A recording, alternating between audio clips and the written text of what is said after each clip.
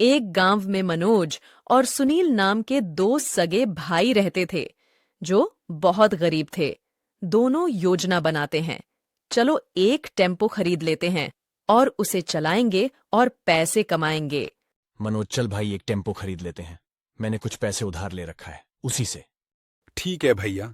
दोनों एक टेम्पो खरीद लाते हैं और उसे चलाकर पैसे कमाने लगते हैं। लेकिन एक दिन उसके टेम्पो को एक पुलिस वाला पकड़ लेता है, जिसे छुड़ाने के लिए मनोज को पुलिस वाले के पास जाना पड़ता है। वह पुलिस वाला कोई मामूली पुलिस नहीं था, बल्कि वह एक आईपीएस ऑफिसर था। वहां जाने के बाद मनोज उस आईपीएस ऑफिसर से बहुत प्रभावित होता है और सोचता है कि मुझे भी आईपीएस ऑफिसर ही बनना है। इसीलिए मनोज आईपीएस ऑफिसर कैसे बना जाता है, इस बारे में बात करता है और सारी बात जानने के बाद वह घर चला आता है और इस बारे में अपने भाई से बात करता है। भाई से बात करने के बाद वह तुरंत दिल्ली चला जाता है। वहां जाते ही उसे एक लड़की दिखाई देती है जिससे मनोज को प्यार हो जाता है। कुछ दिन बाद मनोज उस लड़की के पास जाकर बोलता है,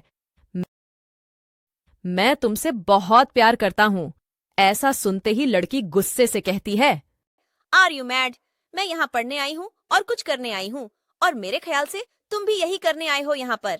ठीक है, तुम मुझसे प्यार नहीं करती हो, लेकिन मुझसे दोस्ती तो कर सकती हो। ठीक है, मैं तुम्हारी सिर्फ दोस्त हूँ और कुछ नहीं। मनोज बहुत खुश हो जाता है। उसके बाद दोनों पढ़ाई करने लगते हैं।